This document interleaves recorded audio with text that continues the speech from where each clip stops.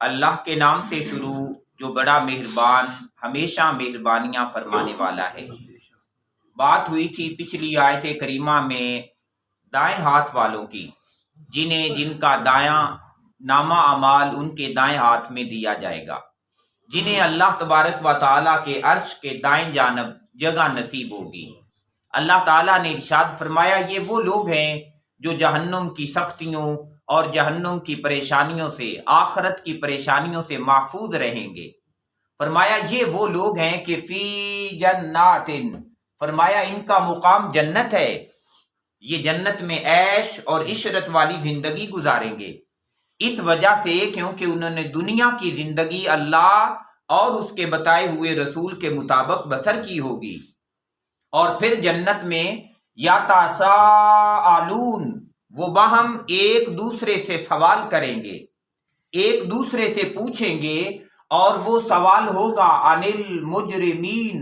مجرم لوگوں کے بارے میں کہ آج کے دن اللہ نے ہم پہ تو فضل فرما دیا، اللہ نے مہربانی فرما دی، اللہ نے ہمیں جنتی کر دیا،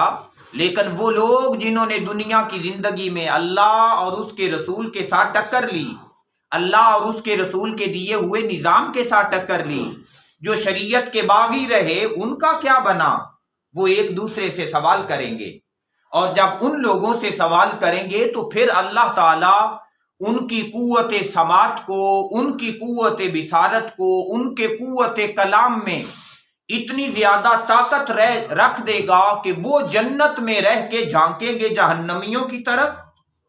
اور ان کی نظر بھی وہاں تک پہنچے گی، ان کی آواز بھی وہاں تک پہنچے گی، اور جہنمی جو جواب دیں گے ان کی سماعت تک وہ جواب بھی پہنچے گا۔ وہ پوچھیں گے ماں، آج کون سی ایسی چیز تھی سالکاکم، جس نے تمہیں پہنچا دیا فی سقر، اس جہنم کی آگ میں۔ اے مجرموں، کون سی ایسی بات تھی جس نے تمہیں جہنم کا مسافر بنا دیا ہے، جہنم کا رہنے والا بنا دیا ہے؟ قالوا، تو وہ جہنمی کہیں گے لم نکو، ہم نہ تھے من المصلین، نماز پڑھنے والوں میں سے، ہم نمازی نہیں تھے، ہم نے نماز کے نظام کو اپنایا نہیں تھا، ہم نے زندگی کے اندر نماز کے ساتھ اپنا دل نہیں لگایا تھا۔ تو فرمایا یہ بے نمازی ہونا آج یہ ہمیں کھینچ کے جہنم تک لے کے چلا گیا ہے۔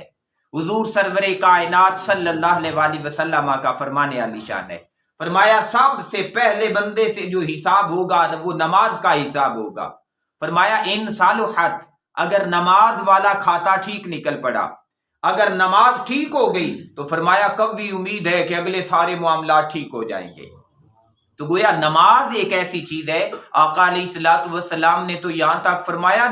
نماز ہے، بندہ نیت کر کے چل پڑے، ہر قدم کے بدلے میں گناہ جڑنے شروع ہو جاتے ہیں۔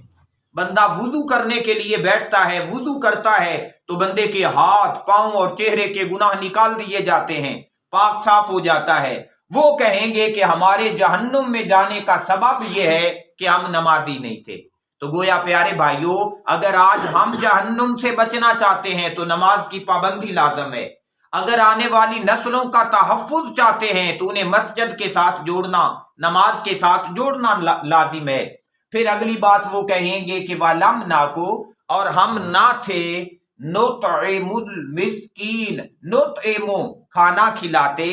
المسکین مسکینوں کو۔ اللہ نے ہمیں مال تو دیا تھا، اللہ نے دولت تو عطا فرمائی تھی، لیکن ہم اس مال میں سے، اس دولت میں سے اگر مال تھا تو زکوٰۃ کی صورت میں سے مسکینوں کو کھانا نہیں پہنچاتے تھے، اگر اللہ نے فصلیں اور کھیتیاں عطا کی تھیں تو ہم عشر کی صورت میں غریبوں کے خیال پورے نہیں کیا کرتے تھے، حقوق پورے نہیں کیا کرتے تھے۔ تو یہ مسکینوں کو کھانا نہ کھلانا، اس نے آج ہمیں جنت سے دور کر دیا ہے اور اس نے جہنم تک پہنچا دیا ہے۔ تو گویا دیکھیں، ایک نظام نماز کا ہونا ضروری ہے کہ بندے کا اللہ کے ساتھ تعلق ہو، دوسرا زکوٰۃ اور عشر کے نظام کا ہونا ضروری ہے تاکہ بندے کا اللہ کے بندوں کے ساتھ تعلق جڑا رہے۔ غریبوں، یتیموں، مسافروں، مسکینوں کے حقوق پورے ہوتے رہیں، اور جب یہ دو کام ہوتے رہیں گے تو پھر بندہ جو ہے وہ جنت والے اعلیٰ مقام تک پہنچ سکتا ہے۔ پھر تیسری بات وہ کہیں گے وَكُنَّا، اور ہم تھے، نَخُوضُ، ہم بیٹھے رہا کرتے تھے، مَعَ الْخَائِضِينَ، ان لوگوں کے ساتھ جو لغو اور بیکار بیکار باتیں کیا کرتے تھے۔ ہمارا زندگی میں مشغلہ بیکار باتیں رہا،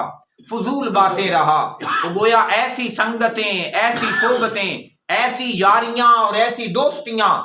جو آپ کو اللہ اور اس کے رسول کی بات نہیں بتاتی، ایسی یاریاں اور دوستیاں جو آخرت کی فکر پیدا نہیں کرتی، ایسی سنگتیں جو اللہ کے ذکر میں مشغول نہیں کرتی، اس کے علاوہ باقی تمام سنگتوں اور صحبتوں کو، ایسی صحبتوں کو چھوڑ دینا چاہیے، ایسی یاریوں کو چھوڑ دینا چاہیے، کیونکہ آخرت میں جو لوگ جہنم میں گئے پڑے ہیں ان کا ایک سبب یہ ہے کہ وہ دنیا میں بیکار اور بیہودہ باتیں کرتے تھے۔ اگر آج جنت میں جانے کا سامان اور ٹکٹ لینا ہے تو اس کا ایک ہی طریقہ ہے کہ اپنی زبان کو ہمیشہ اللہ اور اس کے رسول کے ذکر میں مصروف رکھا کریں، آخرت کی یاد کریں، اللہ کا ذکر کریں، اور پھر وہ کہیں گے وَكُنَّا،